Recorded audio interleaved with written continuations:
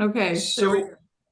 So in kind of gathering everything, I was kind of really emotional because it took me back to where I was at 19, 20 years old when I started the company. And I was terrified. I was terrified. I was newly married. We didn't have a place to live. We didn't have a place to work. We just were basically homeless trying to make this thing happen. And I didn't know what I didn't know. And I didn't have anybody. The mentor that I had trusted was involved in some horrific activity. So it was up to me. It was Kathy and I. And so it was just going into customers' houses, which was a new thing for me. I was a rebuilder and I worked in the restoration facility. And so that's what I did. In fact, the company originally was called Hayes Piano Restorations, not Hayes Piano Tuning, just because I wasn't that great at it. I knew how to work on pianos. I knew how to restore pianos, but tuning and servicing in home was scary. I never wanted to do that, but now I was thrust into it. And so I'm going to take you kind of on the journey from the toolboxes that kind of represent growth and I think it would be releasing the fear and control. Now, before I say this, I think there's two types of techs. There's technicians that have a lot of tools and bring in a lot of tools for ease, for providing a great experience, and just because they don't want to go back and forth. But then there's the other technicians like myself I was doing it more out of fear.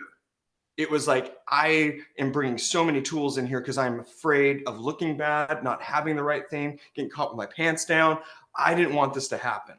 And so that's where you're going to see my progression is from fearful and more insecure and not very confident into more of like, okay, I'm at peace with this. And for whatever reason, as I was doing this, these toolboxes and kits represented that in this weird way. So I'm excited to show you. I have 4 kits. There's 4 different progressions for me over the last 25 years. And it's going to be kind of funny to kind of show you this because they're different, but the same. But first off, can anybody tell me what we are selling? Victor's going into households. Robert, what are we selling? Anybody? What are we selling going into somebody's house? An experience. Oh! Yeah. We're also selling our experience, our expertise. You're right. You're right. But Robert hit the nail on the head. There's so many people with more experience than me out there. And expertise, I would say. But what we did at Artisan early on is we figured out we're selling an experience. And so as I'm showing you these toolkits, that's what I hope to kind of relay to you, that everything you're doing is sharing the experience of old world, of a craft, of something beautiful. And so I would really recommend you guys stay in that lane because deep down, that's kind of what we all yearn for as humans. When I go to a coffee shop, I don't want to see a bunch of robots making me coffee. I want to see a barista with an apron and I want to smell it and I want to see the tools with wood handles. Deep down, everybody kind of wants that and we yearn for that. And we have an opportunity to give them that as technicians, as craftsmen. And that's what we get to do. So, early on, pimply-faced 20-year-old David thought, okay, I have this. I got this for like a birthday gift. This is a Gerstner. Oh my gosh, I can't hardly carry it. This is a Gerstner tool chest. And this is great. This is something that, you know, I had and would lug around. So just so you know, I had 2 of these. I'm just going to show you because you'll see the level of maybe fear that I had going into customers' houses. So I not only had this one. Oh gosh. I would literally lug both of these into a customer's house. It was like I would bring this in and then I'd be like, oh, I don't know if I have the right tool. I don't know if I can fix it. So I need to bring this guy in. I mean, Yeah, this doesn't even have tools in it right now. All the supplies. Looks like you're putting on a magic show. What's that? Looks like you're putting on a magic show. It did. And so I would have like all my tools in this guy, and it would have supplies, but 9 times out of 10, I would still bring this one in out of fear of like, I don't have the tool. I need to do this. I need to do this. Another thing that I was doing all the time was like, I need to build more value. I need to build more value. They're not valuing this enough. It's not worth the money. I need to do more. And so I would spend way too much time at the customer's house doing way too many things. And in the end, I don't think it was making it any better. But this is where I started. And again, this is like, as you can see, this is the culmination of, that was my original kit right there. Boom. So this was the original. It was this setup, all the tools, all the supplies. I was young and I could carry it, I guess. But it was a lot. Then what happened is after, I would say 3 to 5 years, I moved on to what you all have seen a lot of, which is kind of these briefcases. Now, this one is about 20 years old, all and voting I stuff had is for the one. no money. No problem. But we got this. We were at Nordstrom's, and they saw this, and I was like, oh my goodness. And so this is kind of when you're generic, you know, this is like a lawyer's briefcase. And that was the point, and I would say this is in still the early 2000s, where I was like, I have this idea. I've never seen anybody bring one of these in. At the time, all the technicians were bringing in those metal boxes, that like the pro kits. All of them had that, or had some kind of zip up one, and nobody had this. And I'm like, ooh, I like that. It kind of, it reminds me of a doctor, and that's kind of what we do. And so then I moved to this. I still had this in the car and I would still bring it out. But this was the next generation, and we kept these for the next 10 years or so. And we have like a simpler, cheaper version of this. Again, I don't know how Kathy let me buy this, because we had nothing still at the time. And this was like $500, which is why I've kept it all these years. And so I got this one, and then all of our technicians have a black version that's more like the $100 version. Recently, I kind of got, as I've been doing more of these and seeing everybody else's stuff, I was like, okay, I kind of want to play in the sandbox again and look at toolkits. And I came across this one. This is great. This is the thing that I like about this, is it's a nice size. It's about the same size as the width of the doctor's brief. But the nice thing is it doesn't have that middle compartment, and it has kind of a more of a rigid feel to it. But and so I'm like, this is in the right direction. This is good. I've of course, since now I don't have that many tools. So as I'm paring down more and more and more, I'm just like, I don't need to do this. I don't need to impress anybody. I feel confident. I can set up other service calls if need be.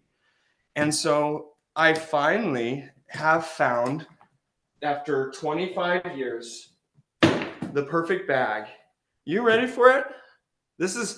It's almost embarrassing how petite it is. This is it. This is it. And it's so small in comparison to these. Can you guys see that? So here's our normal one, and here's the new one. Can I show you? Should I show you what's inside? Like the basics. So this is it. I got this on Amazon for $125. And I'll work on sending you the link, but it encapsulates everything that I would want in a kit. And starting with the first thing. Now, keep in mind, in the experience, what I feel like the most important tool is the apron. Almost, it's the start of it. It's you bringing this in, and it's the experience, and you can see how small this is. Like, this is easy. I feel like a doctor going into a home that have a stethoscope, a couple of, aspirins and whatever. I come into the house with this, and the first thing I do is I have my apron. So this bag allows me to have everything right here, starting with the apron. So I go ahead and that sets up the service call experience, right? So I got the apron, I put it on, great. This has a nice clasp. Again, we're kind of doing this. We're doing this. Nice clasp. And here we go. One of somebody mentions the other day, and it's so true. I have I'm going to lay these all out so you can see how ridiculously Mary Poppins this bag is. You know, in Mary Poppins when she's like pulling all this stuff out of her bag. So we got that. We also have my tried and true ETD with stand. So again, I like to use the Rayburn Cybertuner, and I have this little stand that bolts onto a plate. I also have my toolkit, my tool roll. I use a roll, so everybody can see that, and we can kind of go into that a little bit more. But I mean, I'm not even done yet. We have this. You're like, David, tell me there's not a vacuum in there. Sorry, guys. There's a vacuum in here. There's a vacuum in this. And it is just the right size because it's about 3/4 or 1/2 inch, a little smaller than the bag. But guess what? I take up that last little bit of space with this. This is a little brush, but get this. It doubles as a block to do voicing. Minimalism, y'all. Minimalism. I'm not done yet. This is tiny. Got tuning hammer. I thought there was one more thing. Oh yeah, there's a bunch of needles in here that I have in a bag because I do a lot of voicing. So just so you see, I mean, this is it. And it has all of this, everything that I need on a daily basis. That I'm going to go and do a couple service calls today. I'm having a blast playing with my new toolkit. That's what it is. That's it. And show us the inside, would you? What's that? Oh, show us the inside. Yeah. Let's go here. Just one compartment. Just one compartment. I wish it didn't have this stuff, but oh well. Because it has some of these pens and stuff like that thing, but it's not bad. But again, it's so small, it's so light, it's so easy. Has this for my apron. I've never seen it. And again, I have cleaning supplies, vacuum in here. I have my tuning supplies in here. I have my regulation stuff in here, and you can see there. So in my kit, do you want to just see kind of what I have? So I have, instead of having a lot of screwdrivers, I have just a combination tool handle, and I have Flathead and Phillips screwdrivers, okay? And I do a lot of voicing, so just because usually my customers want that from me, so I have these two guys, my chopstick voicing tool, and then my larger one. I chose this one, this set of pliers. These are smiley frownies. You can get the bigger ones, but I wanted, again, small and simple. So I got the smaller ones. Tuning mutes. Again, I went small. And then I have flange spacers. I got all the tools that it's like you kind of need these ones. So I have my Steinway flange spacer right here. And I have my standards flange spacer right here. I have my all-in-one. I love this tool, y'all. This is the tool for dampers. All these different all these different angles in one. Well, of course, you need tweezers, just because I drop a lot of things inside pianos. And I'll show you all these. I have 2 let-off tools, one for grand, one for upright. You see these? So this is grand let-off, upright let-off. The Lego man hand for adjusting left or right. Yeah, the key pins. I love this tool because it is an all-in-one capstan adjuster. Not only does it have the rat tail, but it has different variations of sizes here. So I could do consoles. I could even do historic Steinway grands that have the squared off capstans. I have my damper, or excuse me, my spoon bending tool, Hart spring tool, and the multi-tool right here for drop. And then I have a couple files. One to do a little bit of filing, just to kind of do some voicing. And the other is my checkering file. All of this, again, all of this in one simple bag. And it just feels so good to just have everything in such a simple, easy to carry bag. You can see this on me right here. This is just, I don't know, this is 14 inches by 8 inches. And to have all of this stuff is just fantastic. So I can't tell you how excited, I mean, you could probably see, I'm pretty excited about this. But that's what I carry. That's what I'm going to carry into all of my customers' houses. And I've done a couple of them so far with it. Again, this bag just arrived last week. I just arrived in Portland last, a couple of days ago, and I went right to it, and I just was up all night, like freaking out and loving it. Questions? I know that was long-winded, but I was pretty excited about it.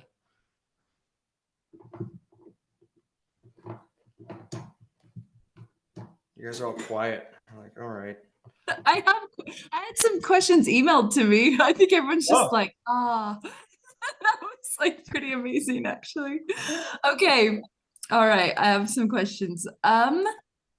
Tool discussion. Oh, actually, maybe I'll share my screen because I got some pictures. Robert, I'm going to share your questions first. Oh, okay. Okay, here we go. This one right here. You see that? Yep.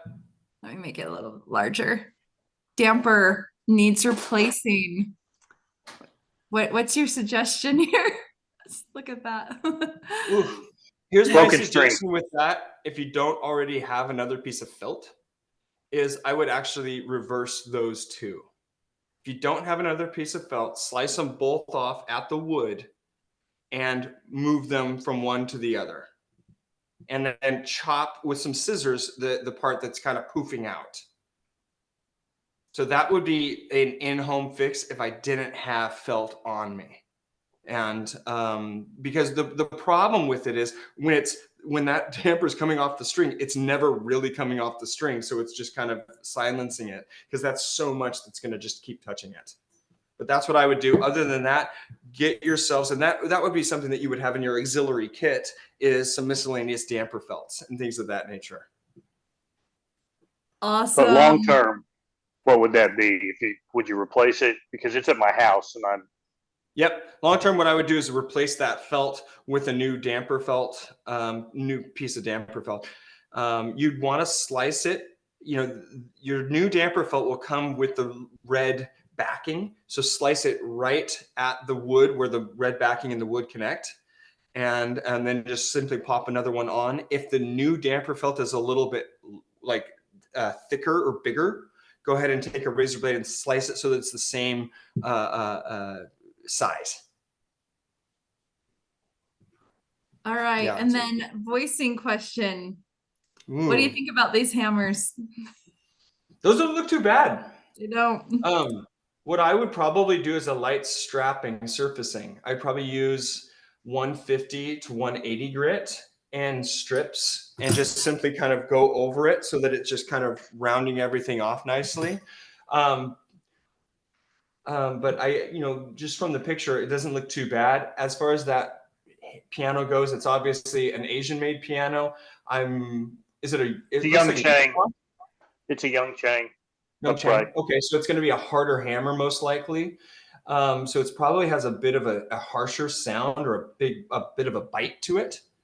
And so what I would do is, and you could do this now, Robert, is at the bottom of the strike point right there. You see that where Stacy has the Yes. yeah. You could go and vertically, go and go down at that and push out that felt with a needling tool. Would you get rid of the grooves? I would, Okay. yeah. But again, it's not going to take much to get rid of those. That's not too bad, especially if you're going to use 180 grit sandpaper. Yeah, I don't think this kid practiced too much. Yeah. Is it yours? I got it for $200 at a resale shop. So You got a Young Chain studio for $200 at a resale shop? yep, it's got 3 broken strings, and then this will give me a chance to regulate it. It doesn't need Oh my restoration, gosh. but it Robert, needs regulating. Just so you know, you could turn around and sell that in our market here in Portland or Seattle or anywhere. You could probably sell it for $2,800 when you're done. Yep. I was gonna say 3,000. So yeah, that's pretty. What color is it though? Or is it like It's a? black. Oh my gosh. It's behind. Yeah, Robert, you just found a fix and flip. And those hammers look pretty good. Yeah, I mean, that is just so everybody Yeah. knows, that's what you look for. And you can turn around and sell that for $3,500 all day long. I'm Robert impressed. That's a good. It almost cost as much to move it to Yeah. my house Yeah. as the Yeah. piano. But Yeah, I usually will try to pick them up myself if I can. Not always able to. That's pretty cool. Stacy, I got really excited all of a sudden because look what I found. This was the one that I had in the kit, right? This smiley frowny pliers. And this is the one I just found. Look at that. It's even smaller. I'm always looking for like smaller versions. So these are the same type of pliers, but these ones poof out, taking up more space in my bag. These ones are more parallel. So always like just think about every little thing and kind of pare down it when you can. Robert, I can't believe you found that piano. That's epic.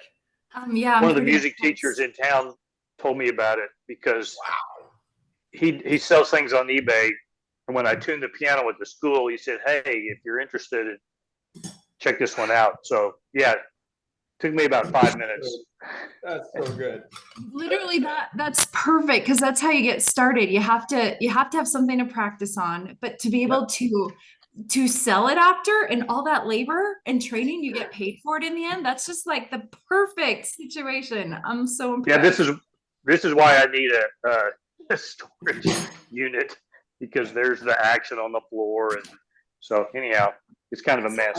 It looks I like saw that a for question everyone. from Andy. Oh yeah, we have Andy had a couple questions. So looks like So you don't carry. Oh, did you read it already? Or Yeah, so Okay. now I've just kind of graduated this primary case into my auxiliary backup case. And this is where my glues are going to be Teflon powder. By the way, everybody, again, for convenience sake, for small, they sell these cute little guys on Amazon. This is just all you need. You could take this in the customer's house. This is just a little tacky glue. It comes in the thing of like 20 for like $10. And so these are great. And what you could do is see if they have like the wood glue version of them as well, just small, because you usually don't need a lot. And so yeah, this is auxiliary kit's gonna have my my heat gun, my more of that kind of random stuff. It'll have my hammer replacement stuff, shanks, all the odds and ends. I think everyone would want to see all the odds and ends. I'm serious. I'm like super interested. Yeah, the auxiliary. All right, case, well, like we'll do some odds and ends yeah, next week that'd because be fun. I'll combine That's a lot. everything so that everybody can know, like, okay, here's the damper felts that David gets. Here's the brass rail flanges and stuff like that.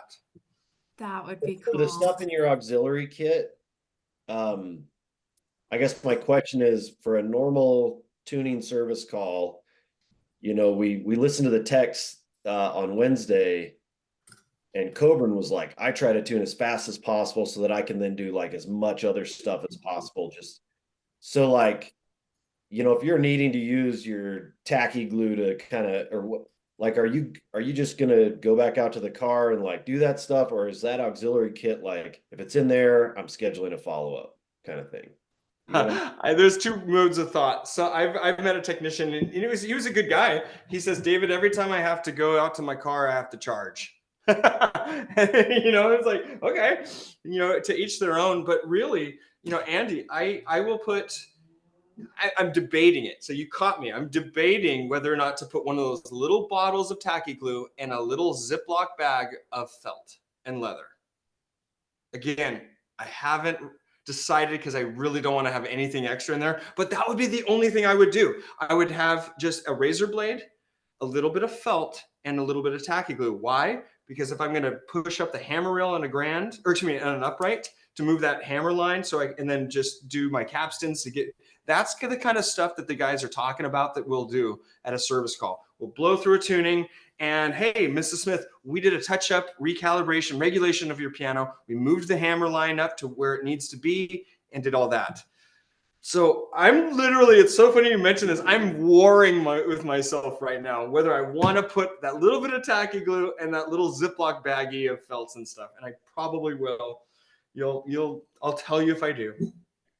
But anything else, Andy, honestly, we don't have to, it's usually you can get away. You don't need to do much else. And if you do, it's going to be more of a bigger service. So for instance, I'm going to go to a customer's house, say, hey, I was able to touch up this, I did this, I moved the hammer line, but really it needs some hammer surfacing. It needs more of a whole day of doing this. Do you want to schedule that? Yeah, that sounds great. Okay. In which case, when I come back to do that full day, I'll bring the auxiliary kit and whatever else to do that job. David, yeah, I was gonna mention this earlier when you were done showing the bag. I thought some other people were gonna say some stuff, but I find it so interesting how the more experienced somebody is, like in a trade, usually the less they carry. So like you're saying, like over time your kit has gotten smaller and smaller. And like I feel like, yeah, when I started, like, gosh, I carried around so many tools, or I still carry around a lot of tools. But like my mentor, like when we would go places, I have all these toolboxes, and he'd carry like a bag that was smaller than yours, just like a small canvas bag, and that's what he takes like 99% of the jobs he does. And like it's always like, man, like how are you getting by with just that little bag? But yeah, I guess you just find you're able to use tools for different things, and yeah, I think that's what it is. I think a lot of it's just a mindset. Like I think that's what it is. It's just like I think there's beauty in simplicity, and almost the more things you bring into it, the more chaos and maybe static you bring into it. And so by having the smaller bag, it feels like, I don't know, I'm getting weird on you. It's more spiritual. It's like, it's like hunting. It's like, yeah, you can take a machine gun or whatever, or you can take a spear and go spear fishing. You know what I mean? It's just this, it's different. So it's the old saying, less is more. Yeah. Yeah, no, I think I'm starting to get what you're saying. I kind of think of it like fishing. Sometimes we'll take the whole truckload of all our tackle boxes and stuff, or sometimes we'll just go out with like a pocket full of lures and just the rod and lures, and that's it. Yeah, and that's usually the more. Yeah, it feels more. I don't know. You're just more at peace. Just having just that's it. With you. Yeah. Oh, you all, I can't say anything about it now. What I really want to, and I know Stacy's just like, don't say it. We're working on some amazing things here. Stay with us because the Artisan team is. We're creating something that's going to be pretty cool for everybody, and it's in line with everything that we're talking about, and we're excited because we're going to be introducing a concept that isn't out there yet, and we're excited to unveil it because it's everything that we're talking about. It's everything that we do, and it's different. So stay with us. We'll just be patient. We're working on it. Andy had another good question. Do you write up condition reports or something like that? And where do you keep all that stuff? So, ooh, good question. So initially we were killing so many trees, Andy. I'm sorry. We have 25,000 customers, multiple locations, and technicians were writing everything out. We were sending it, filing it away. Poor baby trees. So now everything is consolidated. Yes, we do evaluations and proposals. Everything is inside the Gazelle platform. Is that right, Stacy? Basically, everything's inside there. So we have, and so we can email that to the customer. We keep the record of it and all of that. That being said, hold on just a second. We're talking experience, right? Yeah, it's been a progression. Yeah. When I came in, and we started implementing Gazelle, I have them upload the pictures to Gazelle. We have them take certain pictures of the piano and then write a quick, like, kind of condition overall. And all the service notes, everything they do, they write down pretty detailed. So there's all the histories right there. Are they just doing that on their phone, an iPad? Or are they bringing it? Can do it right on your phone. Okay. The trees aren't entirely safe from Artisan, I'm sorry to say, because we still do leave stuff because we like the idea. I didn't like the idea of going into customer's house and just like you're writing everything on your phone and just you're gone. There's nothing there to remember. So we showed you the key covers that they're being made right now, and those are going to go into every customer's house. But they also get this.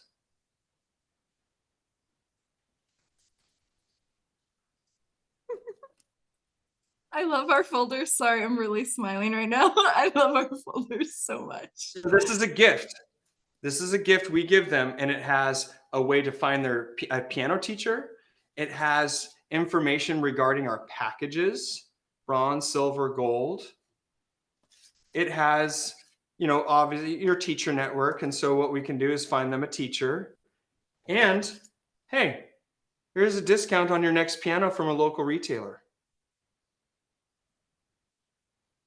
The experience, this says it. You know, it's all about that. Andy or Victor shaking his head. It's genius. It's like exactly what those are, like small things, like kind of have an idea of like we should leave stuff behind, but we don't know. But that's exactly it. This is just so you know, guys, be patient with us. This is all about what we're going to be teaching with our community. And this is the kind of stuff. This is the stuff that makes you think, I'm never going to let another technician in my house other than Artisan. Why would I? That's part of the experience. Embrace it and give that as a gift to your customers. Always give them a gift. That's what, you know, we decided early on is we don't want to take, we want to give. Yeah, I love our folders. I want to show you guys what an estimate, Andy, since you asked that. Oh, yeah. I'll show you. Let me share one that we just did recently for a customer. It kind of looks like this in Gazelle. So this is a very simple one. It can get, it's really detailed, but you have a picture of the piano. It's a church school one. So this is what he recommended, work being done on it.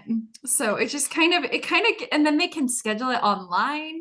They can, you can have different recommendations, like maybe this would be the minimum I'd recommend. This would be the most.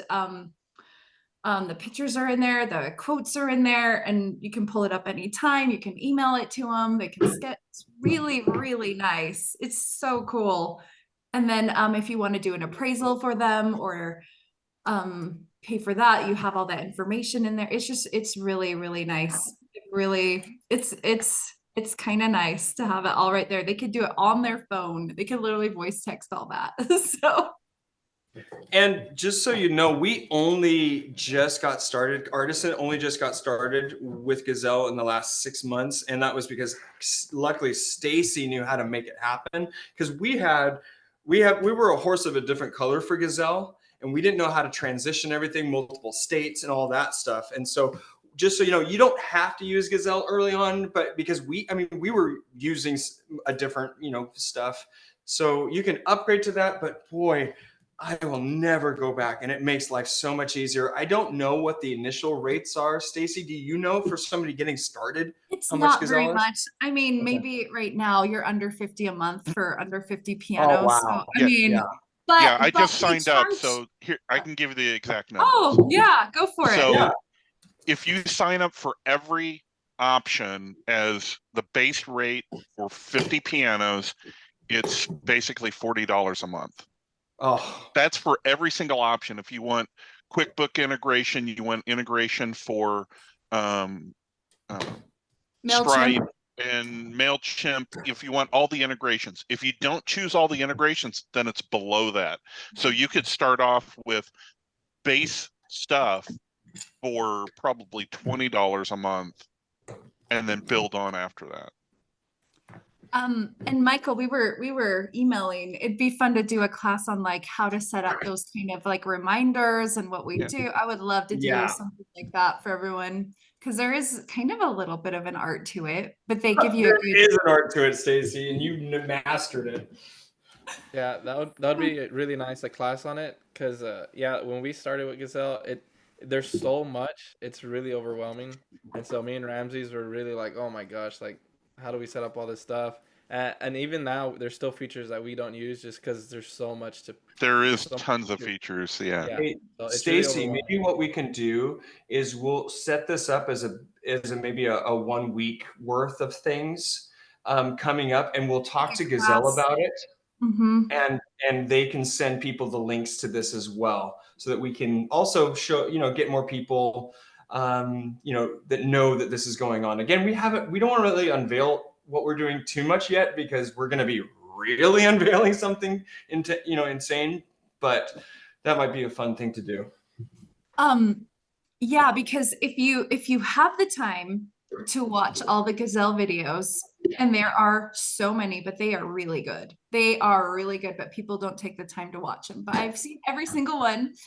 One of the techs I worked with pretty intensely was one of the beta testers of Gazelle and extremely involved in every single change they made for every single month. I mean, so when I jumped in and started working with him, it like leveled me up like 20 times, because I was like, he knows every single avenue of this. And then I watched all the video. I mean, it took I actually it was a lot of work, but once I had it, I was like, okay.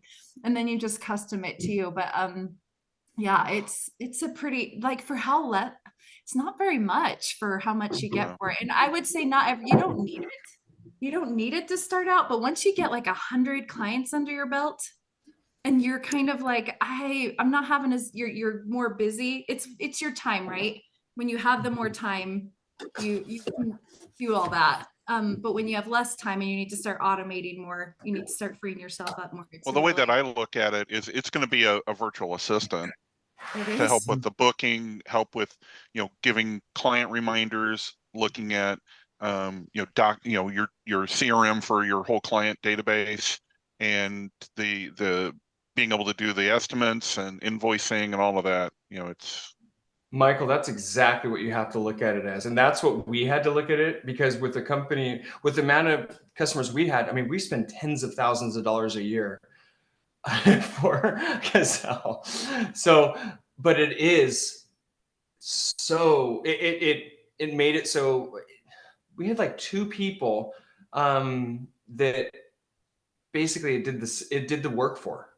Yeah, like almost I would say almost 2 full-time for you, right? Do you think so? Exactly. Yeah. And we didn't let them go because of it. It wasn't that. So No. machines are taking over or whatever. well, just the online scheduling alone is worth it. With having the link from your website, which pulls up the where the customer can schedule themselves. So I discovered Stacey, Gazelle in nice. Oh, go ahead.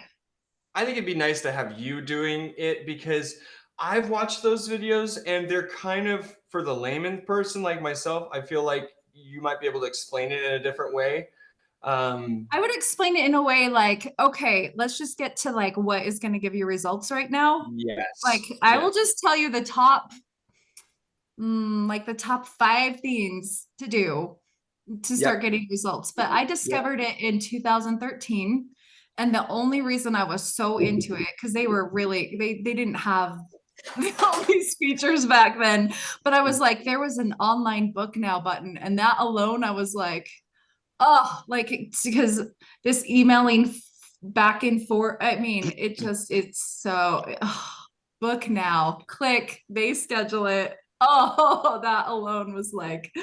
worth it for me. So I got a question with, I know that this is no longer part of like PTA. I know that there's kind of been a separation, but I just, did the test and got the email, and it said something about 6 months of like Gazelle for free in the email. Do I just reach out to them and say, Mhm. PTA sent me and they'll just hook me up? Okay.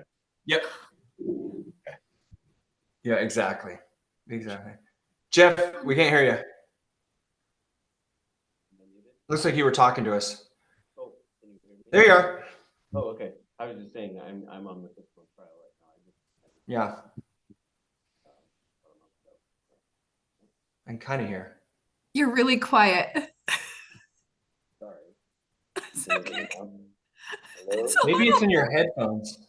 Yeah, I think the microphone is not working right. Can you hear me better now? Yeah. Yeah, there you go. Oh, okay. It's probably the headphones then. Yep. Oh, yes. Okay. Sorry, I was just saying that I'm using that right now. That it just started my free 6-month trial, and just trying it out, seeing what I like. The guys at Gazelle are just phenomenal. Everybody there, it's not for the money. They care. They care to make technicians thrive. That's what they're all about. And I love those guys. Amen. They really have it. They really have your best interest in mind. I'm not like, there's not, my heart. I love that. I love that about them. I love that so much. They really are out there for you guys. And the care they took onboarding Artisan, because we're big. I was like, I mean, the care they took when we were onboarding that. I had some big asks that I didn't even feel comfortable asking for. I was like, I mean, it was a lot of work, but they did it. I was like, oh my gosh, thank you. So I really like them a lot. I've got yeah. Sorry, I've just got a quick question about launching strategy for my business. Since I'm still like on the technician side of things, like my skills are not where obviously I want them to be yet. So in terms of like how I talk about what I offer at the beginning, I've kind of wondered like, I don't want to put myself out there to the world in April, like, hey, I'll just, I do everything, because I don't feel confident to do that yet. Like I feel pretty good with tunings and like basic stuff. So do you kind of get what I'm asking? Like, You're asking, how do I present what I know? Would that be what you're saying? essentially, like, I don't feel like I could start like I've looked at, I don't feel like I could offer the full suite of things yet from a experience standpoint. And so I don't really know kind of like the best way to start out. Like, should I add that 3 or 4 or 5, 6 months down the road to my website and all the stuff? I would start with what you do know and what you do feel comfortable with. You don't want to get caught in a bad situation, because early on I did that. I over promised, under delivered, because I just couldn't do it. And so just I can't remember the name of the company you had. It as like Denver. Can you remember me? Denver. Yeah. And so you could just say specializing in piano tuning and, servicing. And so you can do cleaning, you can do tuning, light repairs. That's going to get you what you need.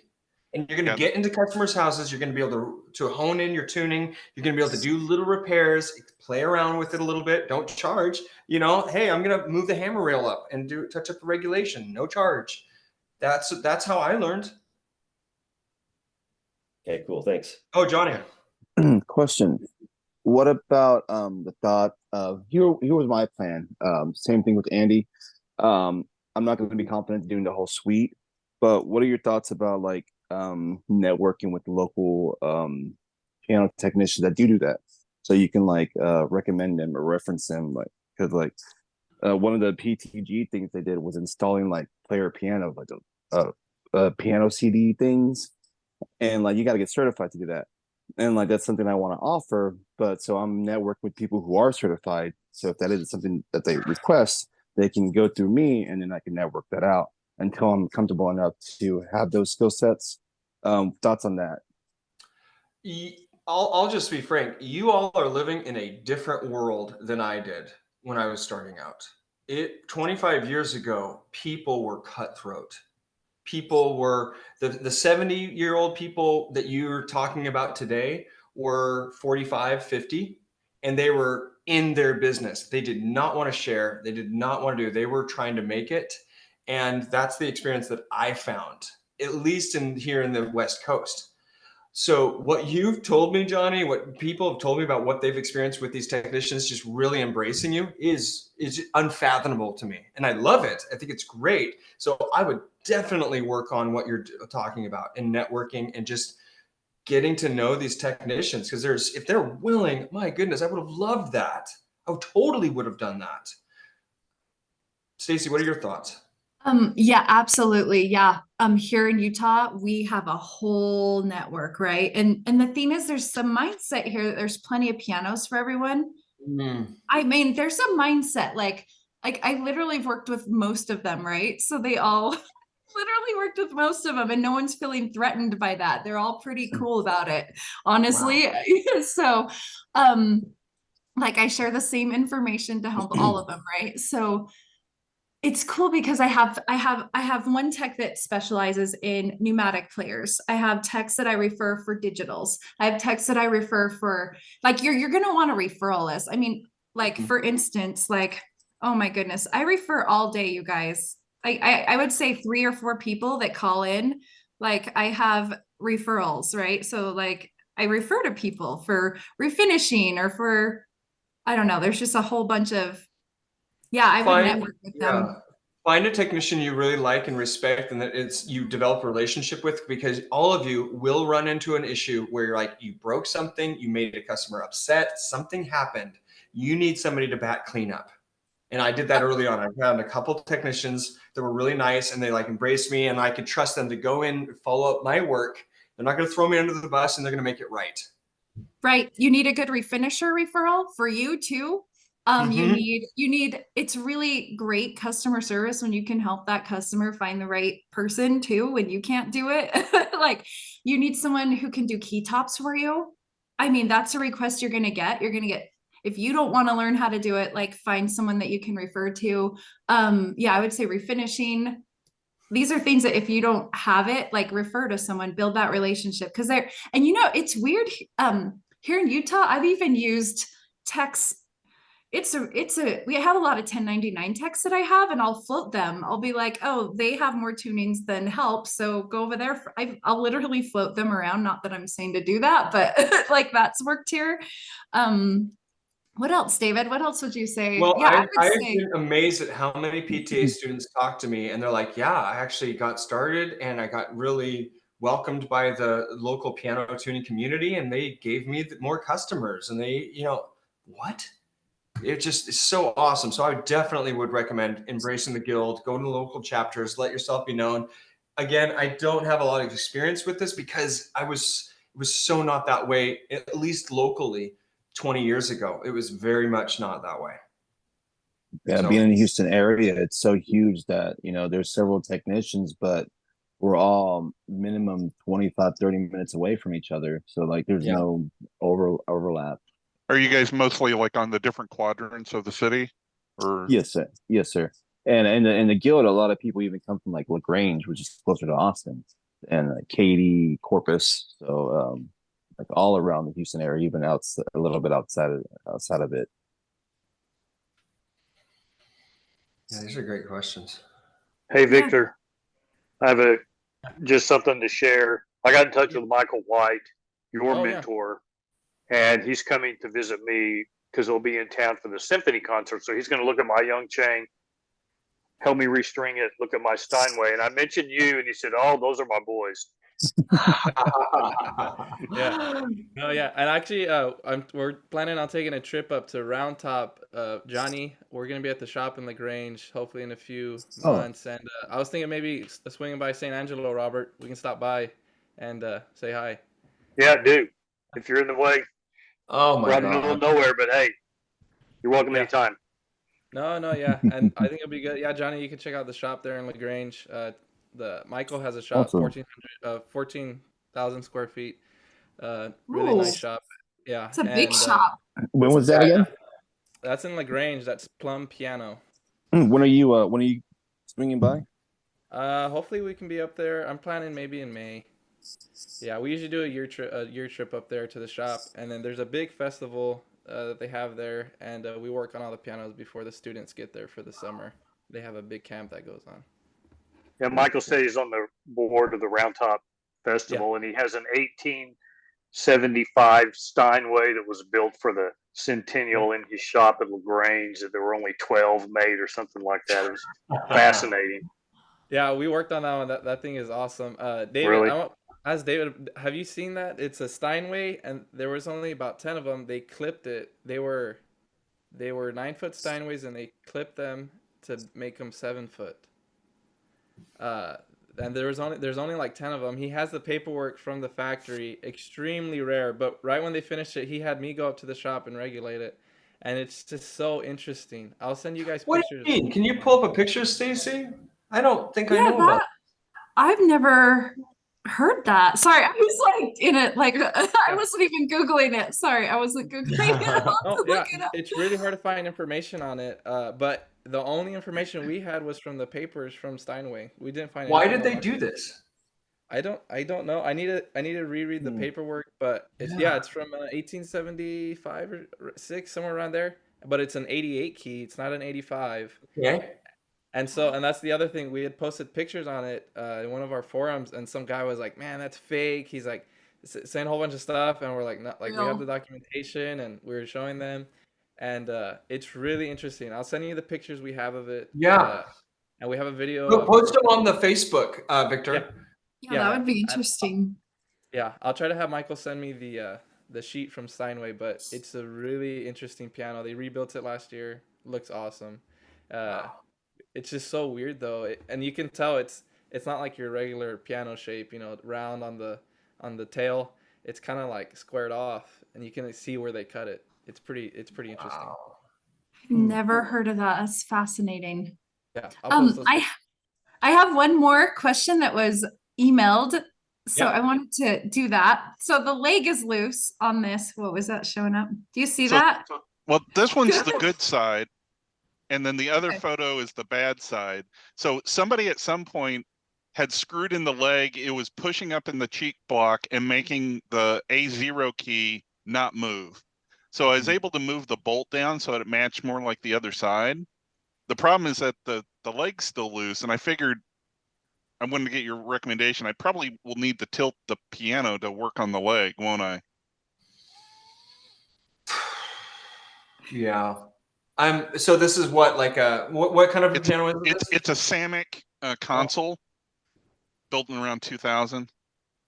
And is it a leg that has also connected to the body, or is it a free floating leg? It's a pedestal leg, or whatever you want to call it. Yeah. I figured it's going to be a pain. So a lot of times, Michael, you can simply. I tried that. It just keeps spinning. So I think that the bolt has gotten stripped within the leg itself. 100%. That's what it is. And I've had some fairly good success just kind of moving it away from the wall and then kind of like tipping it ever so slightly. I pushed it up with my leg. I sit on my stool, pop it up my leg, and I was trying to see whether I could tighten it. And all it's doing is moving the bolt up and down. It's not really tightening the wood against the. And that makes sense why there's so much popping out, because that should be down in the leg. Yeah, exactly. So I figure I'm going to have to borrow a tilter from one of the other techs here in Indy and actually see whether I can totally remove it and then try to see what's going on and maybe use epoxy to set the bolt again or something like that. That's what we would do is 5-minute epoxy, go to Home Depot, grab some of that, try to get it all done in one spot. Okay, then I'm thinking the right process on this. Yep, you're 100% right on. But this is another piano like Robert's. I got it off of Facebook Marketplace for $150. And it's in good shape, other than this leg issue. It is missing the music desk hardware, But Yeah. that's I bought can that get for that. $12 Yep. or under $8 or whatever it is.